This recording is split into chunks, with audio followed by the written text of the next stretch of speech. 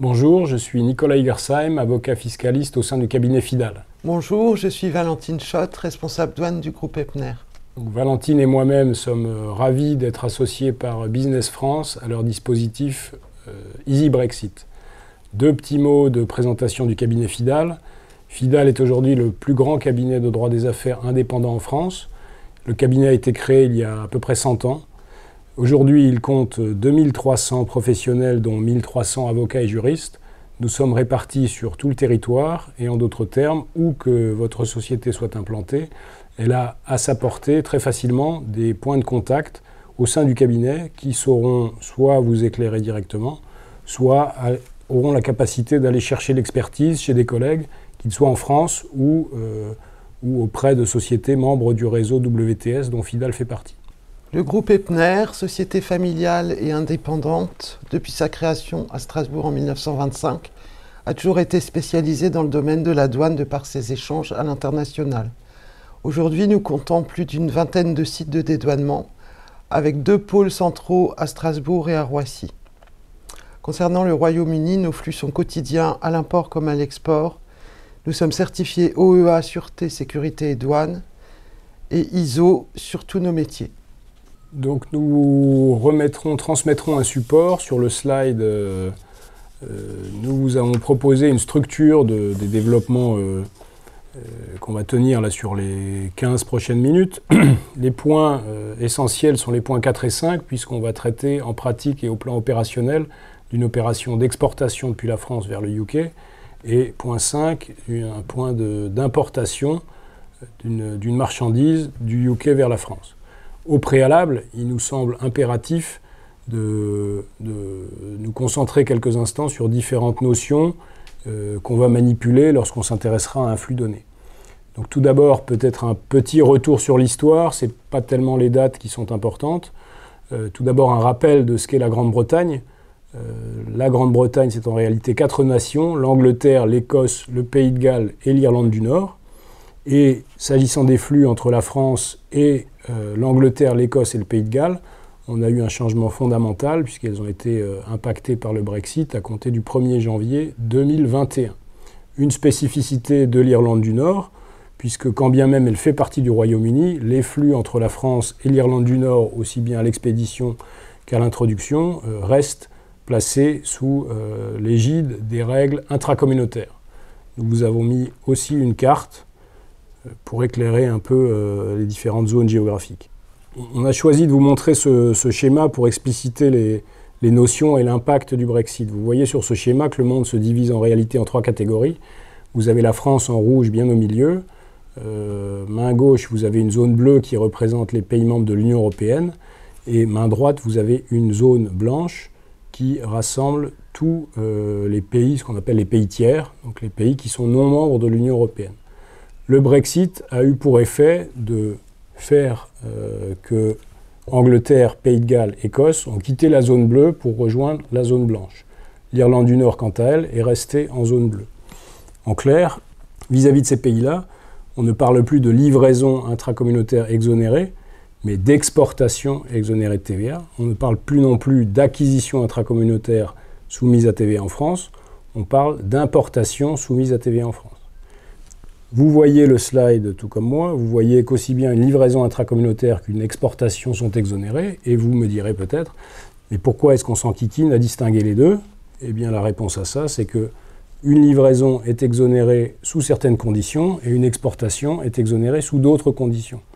Donc il va falloir bien appréhender les nouvelles règles qui s'appliquent. Ce sont évidemment des règles douanières, et là Valentine va nous dire quelques mots des principes fondamentaux en matière de douane. Les 3 piliers fondamentaux pour établir une déclaration en douane sont l'espèce, l'origine, différente parfois de la provenance, et bien sûr la valeur transactionnelle reprise sur vos factures. Combinée avec l'origine, la nomenclature douanière détermine le taux des droits de douane applicables. Si des accords de libre-échange existent, les droits de douane sont exonérés totalement ou partiellement. Dans le cas du Brexit, les accords signés le 30 décembre permettent d'importer dans les 2 pays sans droit de douane, sauf si bien sûr ces produits ne sont pas originaires du Royaume-Uni ou d'Europe. Les échanges avec le Royaume-Uni sont passés d'un mode intracommunautaire à un mode extracommunautaire. Un des facteurs de réussite d'une douane rapide et sécurisée est d'avoir une documentation conforme, à savoir des factures comportant les éléments essentiels permettant d'établir la douane de manière rapide, la mention de l'EORI français, la mention de l'EORI de votre client au Royaume-Uni si possible, la nomenclature des produits, l'Incoterm et le lieu de l'Incoterm. On entend parler de frontières intelligentes, donc la frontière intelligente, c'est le système d'information qui a été développé par la douane afin d'assurer la fluidité du passage des véhicules en frontière pour éviter les engorgements. Donc ce système automatisé est basé sur 3 principes: l'anticipation des formalités, en donnant au transporteur le code-barre de la déclaration ou du transit, l'identification du moyen de transport par le code-barre des déclarations, et l'automatisation des notifications de passage vers les déclarants. Les véhicules arrivés à Calais, par exemple, en scannant leur code-barre, peuvent être placés soit sur une file verte, soit sur une file orange. La file verte leur garantit le passage direct jusqu'au Royaume-Uni, et la file orange concerne les véhicules qui seront arrêtés pour certains contrôles, notamment en ce qui concerne les produits sensibles, comme les contrôles vétérinaires ou les contrôles phytosanitaires, par exemple. Après 3 mois de recul, ou presque, les camions traversent rapidement cette frontière et on peut dire que tout se passe très bien. Un rappel sur les Incoterms 2020. Les exportateurs sont toujours responsables de leurs opérations douanières, quel que soit l'Incoterm. À l'exception de l'ex-works, des par-usines, la douane export est toujours à la charge de l'exportateur. Toutefois, attention au départ-usine, car celui-ci vous fait perdre la maîtrise du dédouanement et le retour de l'appurement des déclarations. Il est important de se rappeler que l'exportateur est toujours repris sur la déclaration en douane, même si c'est l'acheteur qui prend en charge la prestation de dédouanement. À l'import, à l'exception du DDP, les opérations de dédouanement incombent à l'importateur. Donc nous en venons maintenant à l'étude pratique d'un flux d'exportation de France vers le UK. Donc un petit rappel sur la réglementation applicable jusqu'à la fin de l'année dernière. Ce flux-là était qualifié de livraison intracommunautaire. Cette livraison intracommunautaire était exonérée de TVA sous réserve de disposer du numéro de TVA de votre acquéreur, de disposer également d'une preuve de transport de la marchandise jusqu'à la destination de votre client. Et enfin, vous aviez l'obligation de reporter cette vente sur une déclaration douanière qui s'appelle la DEB, à déposer mensuellement auprès de l'administration des douanes. Ça, on peut désormais faire une croix dessus pour ce qui est des opérations vers Angleterre, Pays de Galles et Écosse, puisque désormais nous avons quitté la zone bleue pour rentrer en zone blanche. Ça veut dire qu'aujourd'hui, pour ces flux-là, on parle d'exportation et non plus de livraison intracommunautaire. L'impact principal est que désormais, vous avez une déclaration d'exportation à faire déposer à votre nom, que vous avez la responsabilité de recueillir cette déclaration dans sa version apurée. On verra tout à l'heure en quoi ça consiste. Donc il n'y a plus de DEB, la DEB ne s'applique plus pour ces flux-là. Et s'agissant des mentions sur facture, il y a une adaptation à faire par rapport à la mention que vous utilisiez l'année dernière, et vous devez maintenant reporter sur votre facture la mention exonération de TVA, article 262 grand 1 du CGI, sachant qu'une erreur sur le contenu de vos factures par rapport aux mentions obligatoires est sanctionnée par l'application d'une amende de 15 € par mention. Nous vous présentons ici les documents fondamentaux au titre de cette opération. Donc sur le côté gauche du slide, vous avez une déclaration d'exportation. Donc c'est votre responsabilité de faire en sorte que vous apparaissiez, les coordonnées de votre société apparaissent tout en haut à gauche de la déclaration en qualité d'exportateur. Et vous devez recueillir cette déclaration dans sa version apurée, c'est-à-dire bien prendre garde de recueillir auprès de votre représentant en douane la déclaration avec la mention SOR sortie qui apparaît en haut à droite. C'est simplement cette déclaration-là, dans cette version-là, avec cette mention, qui vous permettra de convaincre l'administration fiscale de ce que l'exportation a bien eu lieu et que du coup, le bénéfice de l'exonération que vous avez sollicité l'a été à raison. S'agissant de vos déclarations de TVA, Nous vous renvoyons à la partie droite du slide. Et désormais, les opérations que hier vous reportiez sur la ligne livraison intracommunautaire, ligne 06, doivent désormais, pour leur montant hors taxe, être reportées sur la ligne 04 de la déclaration exportation hors de l'Union européenne.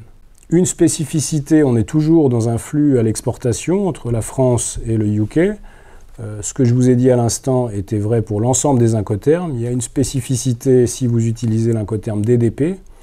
La spécificité de cet incoterme est que le vendeur français qui vend DDP à son client, il a la double casquette. Il est à la fois exportateur côté français, mais aussi importateur côté anglais. Donc, côté français, il réalise une exportation douanière. À ce titre, il dépose une déclaration qui ressemble beaucoup à celle qu'il aurait déposée s'ils avaient utilisé un autre incoterme.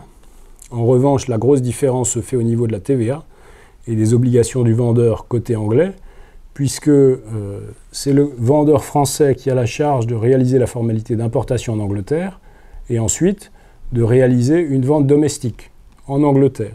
Ça veut dire quoi? Ça veut dire que le vendeur français doit obtenir un numéro EORI en Grande-Bretagne. Sur le slide, on vous a mis les coordonnées du site sur lesquels vous pouvez trouver les formulaires qui sont nécessaires. Il doit aussi s'immatriculer à la TVA en Grande-Bretagne. Là aussi, vous avez les références du site où vous pouvez accéder au formulaire.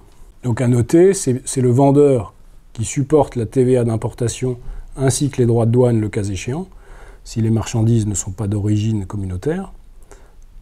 Et pour ce qui est de l'opération qu'il réalise à l'issue de l'importation, c'est donc une vente domestique soumise à TVA anglaise, et donc il a l'obligation d'émettre une facture en mentionnant son numéro de TVA GB et facturer de la TVA anglaise à son client final. À noter, le taux de TVA anglais normal est le même que celui que nous connaissons en France, puisque c'est un taux de 20%. On renverse l'opération et on évoque maintenant un flux d'importation, c'est-à-dire un achat d'une société française auprès d'une société établie en Grande-Bretagne avec un flux physique Grande-Bretagne-France. Donc là aussi, un petit rappel de la situation jusqu'au 31 décembre 2020. On avait alors une acquisition intracommunautaire soumise à autoliquidation en France et une mention de cet achat sur la déclaration d'échange de biens de l'opérateur. Là aussi, on peut faire une croix sur ce traitement qui ne s'applique plus. Ce traitement ne s'applique plus pour Angleterre, Écosse, Pays de Galles. En revanche, il reste en vigueur pour ce qui est de l'Irlande du Nord. N'oubliez pas cette spécificité.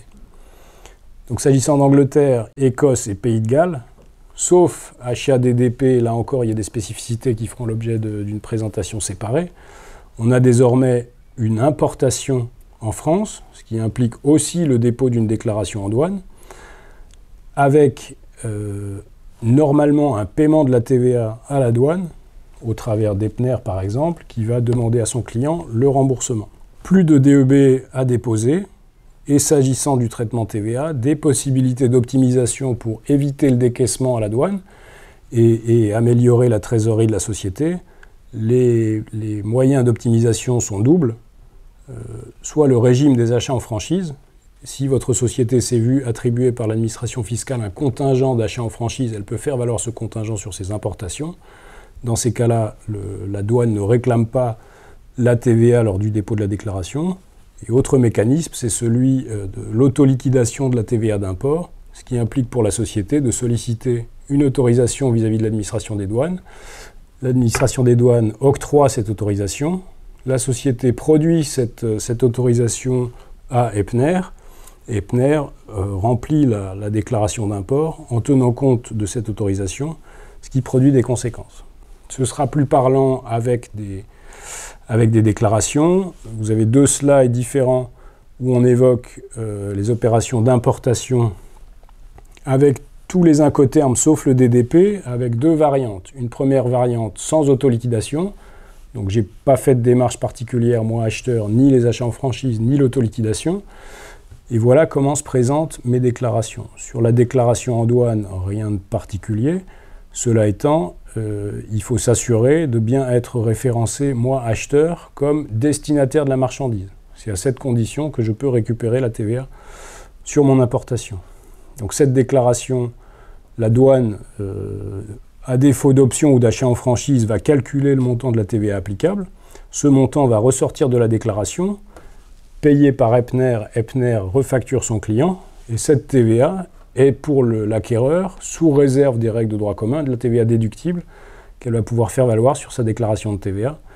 Et on vous renvoie sur ce point au petit cadre bleu qui matérialise l'endroit auquel vous devez reporter votre TVA déductible. Deuxième hypothèse, toujours en importation, sauf DDP, mais cette fois avec autoliquidation. Donc moi, acheteur, j'ai fait les démarches vis-à-vis de la douane. La douane m'a octroyé l'autorisation. Je l'ai transmis à Epner, qui en a tenu compte dans sa déclaration. Eh bien, on se rend compte que la déclaration en douane a une structure un peu différente de celle du slide précédent, et auquel cas, elle fait apparaître TVA autoliquidée, on est là au milieu, et Epner transmet la copie de cette déclaration et peut-être un tableau de détail, et c'est à l'opérateur de reporter ces données sur sa déclaration de TVA. On vous a mis un exemple, donc la déclaration est un petit peu plus compliquée que sans autoliquidation, mais le jeu en vaut la chandelle puisque vous économisez un décaissement. Donc je vous renvoie à ce support pour le regarder tranquillement. Dernier point, toujours le flux import, mais cette fois avec l'incoterm DDP, donc on l'a vu tout à l'heure, si j'utilise l'incoterm DDP, la spécificité, c'est que le vendeur a les deux casquettes, comme on l'a dit tout à l'heure. Il est à la fois, dans le cadre de ce flux, il est exportateur côté anglais, mais il est aussi importateur côté français. Donc il va devoir obtenir un numéro EORI en France et facturer une vente domestique. La spécificité de la réglementation française, c'est que la réglementation française applicable aux ventes domestiques entre une société anglaise non établie en France et une société française, c'est un régime d'autoliquidation et en d'autres termes, vous, client français, allez recevoir une facture sans TVA française et vous aurez la responsabilité d'autoliquider cette TVA. Donc il y aura effectivement une déclaration en douane faite à l'importation, mais cette déclaration, le redevable des éventuels droits de douane et de la TVA, c'est votre fournisseur. Et donc en théorie, vous n'avez pas accès à la déclaration en douane qui a été servie au titre du mouvement physique entre l'Angleterre et la France. On vous a mis ici la déclaration de TVA telle que vous êtes censé la servir au titre de votre achat domestique, avec toujours le même code couleur, particulièrement réussi, montant hors taxe en vert et montant de TVA en bleu. Parcourez ce modèle tranquillement, et si vous avez des questions, n'hésitez pas, nous sommes à votre disposition.